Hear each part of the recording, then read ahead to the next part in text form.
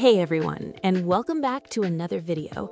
I am really glad to have you here today because we're going to be taking a very deep look into a tool that is absolutely essential for any ethical hacker or social engineer to understand. Today, we're talking about StormBreaker. Now, if you have been browsing the latest repositories for Kali Linux recently, you might have seen this name.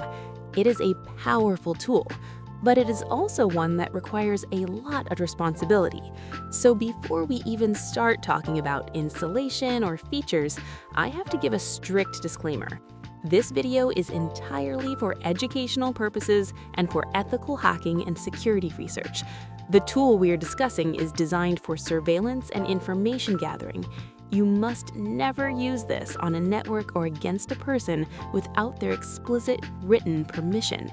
Using StormBreaker unauthorized is illegal. We're learning this to understand how attackers operate so that we can better defend our own systems and privacy. With that said, let's get into it. What exactly is StormBreaker? At its most basic level, StormBreaker is a social engineering tool. It allows you to access device information, location data, and even hardware like webcams and microphones. But the feature that really sets this tool apart from others, and what makes it so dangerous in the wrong hands, is its ability to obtain detailed device information without any permissions. Usually, when we think about browser-based attacks, we assume the victim has to click a button that says allow or yes. And while that is true for some features, StormBreaker can grab the operating system, the exact browser version, the battery life, the public IP address, and even specific hardware info the moment the victim opens the link. It happens in the background, instantly. This is what we call passive reconnaissance, and it is incredibly effective for red teamers who need to fingerprint a target device before launching a more specific payload. Now, let's talk about how you actually run this, because the architecture is quite interesting. This version of StormBreaker can be run on both your local host and your own personal domain and host. In the past, you might have seen tutorials where people use a service called ngrok. Ngrok is a tool that creates a tunnel from your local machine to the public internet.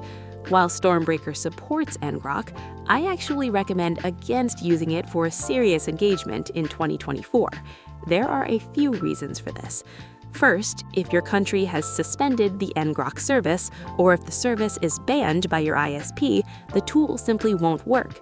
Second, and more importantly from a social engineering perspective, ngrok links look incredibly suspicious. If you send a target a link that consists of random numbers and letters ending in ngrok.io, they're almost certainly going to flag it as spam or malicious. And third, many corporate firewalls automatically block ngrok tunnels. So, if you want to use this effectively, the developer suggests, and I agree, that you use the tool on your personal host and domain.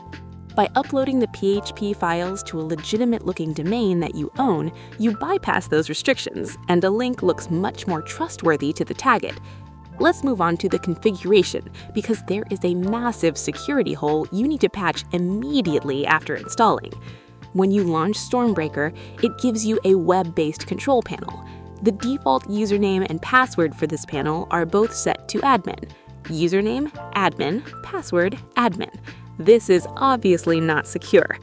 If you're hosting this on a public server and you don't change these credentials, anyone who stumbles across your URL can log in and take control of your operation. You need to edit the config.php file included in the directory. Open that file in a text editor and change the username and password to something strong before you ever launch the server. In terms of getting this running on your system, the dependencies are fairly standard for a Kali Linux tool. To run StormBreaker properly, you need to ensure you have the following programs installed. You need PHP for the web server components, you need Python 3 for the backend scripts, you need get to clone the repository, and you need ngrok installed if you plan on using that tunneling method despite the warnings I gave earlier. There is one more technical requirement that is absolutely critical, and it has been #1 reason beginners fail to get this tool working. You need SSL. If you're running this on your local host or on your own domain, you must have an SSL certificate. That means your link needs to start with HTTPS, not HTTP. Here's why. Many of the tool's most powerful capabilities, like accessing the webcam or the microphone, rely on modern browser APIs. Browsers like Chrome, Firefox, and Safari have security protocols that strictly block access to the camera and microphone if the connection is not secure. If you send a target a non-secure HTTP link, the browser won't even ask them for permission. It will just silently block the request and your attack will fail. So always ensure your environment is secured with SSL. Once you have everything set up, SSL is on, credentials are changed, and the dependencies are installed, what can you actually do? Beyond the passive device info we talked about earlier, StormBreaker has 3 major active modules. Number 1 is Access Location, specifically for smartphones. This doesn't just guess the location based on the IP address, which can be miles off. It requests access to the phone's internal GPS hardware. If the target approves the request, you get their location with pinpoint accuracy, often within few meters. Number 2 is Access Webcam. This module tries to hijack the front or rear camera of the device to capture images. And number 3 is Access Microphone, which attempts to record audio from the device.